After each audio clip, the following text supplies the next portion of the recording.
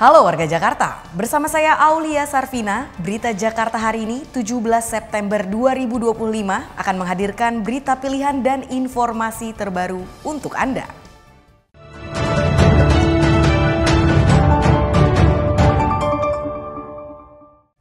Warga Jakarta, sebelum kita ke berita utama Berita Jakarta hari ini, dari meja redaksi telah kami siapkan 3 berita pilihan dari website beritajakarta.id berikut ini.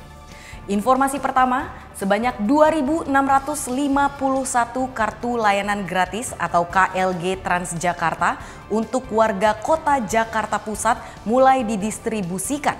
Untuk mempermudah warga mendapatkan kartunya, Transjakarta bekerja sama dengan Pemkot Jakarta Pusat. KLG akan disalurkan secara berjenjang melalui pihak kecamatan, kelurahan, hingga nanti ke tingkat terbawah langsung ke penerima melalui pengurus RT RW.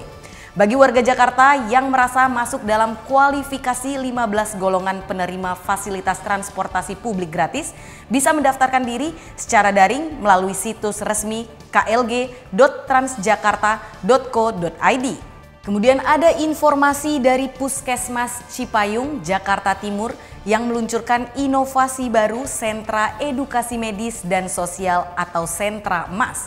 Inovasi ini dihadirkan khusus untuk meningkatkan layanan bagi lansia.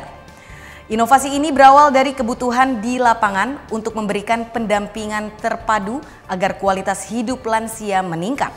Sentra MAS menyediakan berbagai layanan seperti edukasi kesehatan, senam persendian, latihan pernafasan, hingga terapi relaksasi sederhana.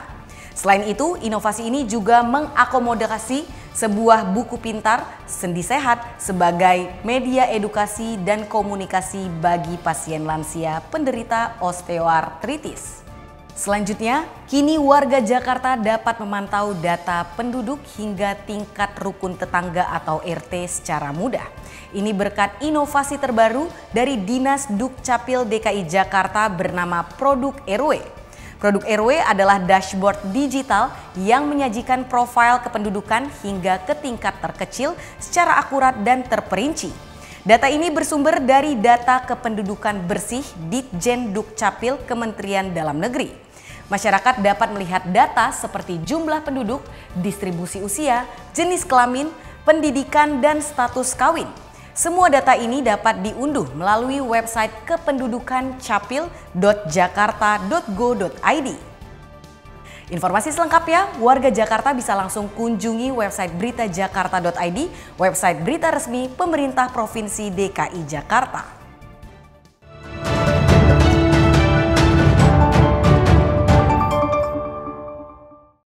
Kita beralih ke berita pertama Berita Jakarta hari ini. Pemerintah Provinsi DKI Jakarta memberikan dukungan penuh untuk renovasi Rumah Sakit Umum Daerah atau RSUD Budi Asih Jakarta Timur. Beberapa renovasi dilakukan untuk meningkatkan pelayanan pada instalasi gawat darurat atau IGD serta Catheter Region Laboratory atau Cath Lab yang berfungsi untuk penanganan pasien penyakit jantung.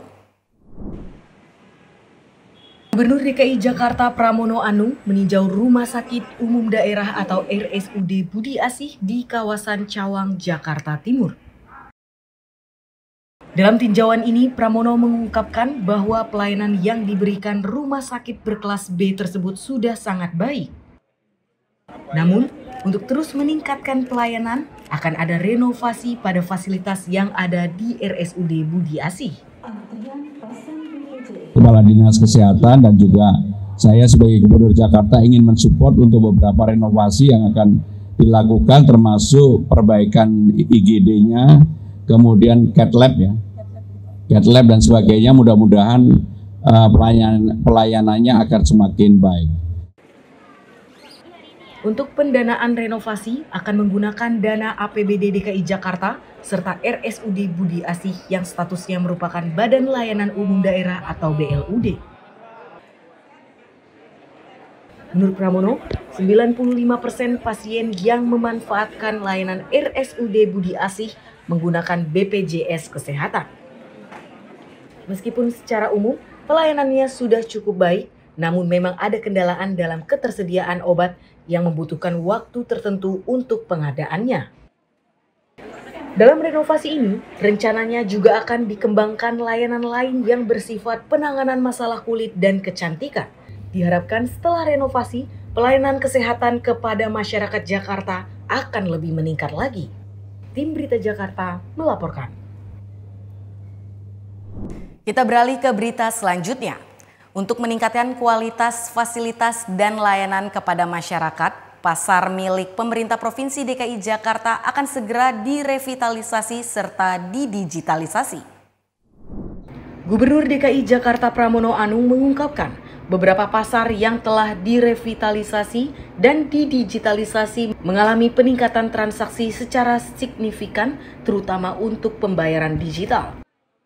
Tetapi bagi pasar-pasar yang sudah direvitalisasi dan kemudian mereka digitalisasi kita lakukan, maka pasar-pasar ini ternyata meningkatkan secara signifikan transaksi yang menggunakan digital. Dari seperti pasar Santa, Majestic dan sebagainya, kemarin kita lombakan dari 12 pasar itu meningkat 47%. Dan mereka juga meminta untuk dilakukan renovasi atau optimalisasi dari yang ada, tetapi mereka juga meminta agar fasum yang ada di pasar tidak digunakan oleh pasar jaya untuk berjualan.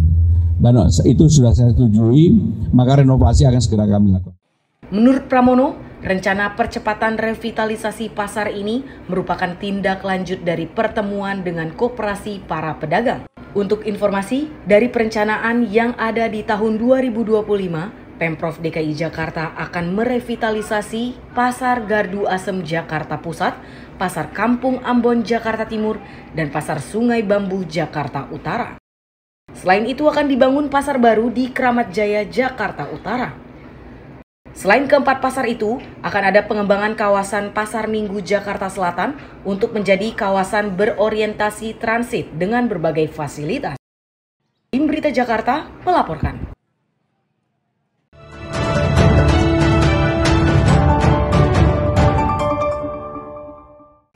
Kita masuk ke segmen Info Jakarta. Untuk warga yang mengetahui adanya tindak kekerasan pada anak dan perempuan atau Anda sendiri yang menjadi korban, segera laporkan ke Pusat Perlindungan Perempuan dan Anak Pemprov DKI Jakarta. Layanan ini bisa diakses melalui hotline layanan Jakarta Siaga 112 serta 44 pos pengaduan kekerasan yang tersebar di seluruh kecamatan di DKI Jakarta. Pusat Perlindungan Perempuan dan Anak Pemprov DKI Jakarta memberikan layanan penerimaan aduan, pengelolaan kasus, psikologi, hukum, pendampingan korban, hingga penyediaan rumah perlindungan sementara. Jangan takut untuk melapor karena rahasia akan terjaga dan pastinya semua layanan di pusat pengaduan ini gratis.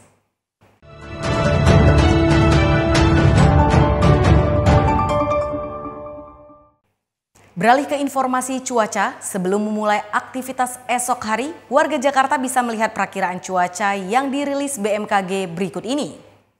Dikutip dari laman bmkg.go.id, pada Kamis 18 September 2025, sebagian besar wilayah Jakarta diperkirakan diguyur hujan ringan. Wilayah yang diperkirakan akan diguyur hujan ringan yakni Jakarta Pusat, Jakarta Utara, Jakarta Selatan, Jakarta Timur, Jakarta Barat, dan Kepulauan Seribu. Suhu udara diperkirakan berkisar antara 23 hingga 32 derajat Celcius. Masyarakat diimbau tetap waspada terhadap perubahan cuaca. Demikian berita Jakarta hari ini, saya Aulia Sarvina dan tim redaksi pamit undur diri. Menyongsong 5 abad Jakarta, jati diri Indonesia, megapolitan dunia. Sampai jumpa.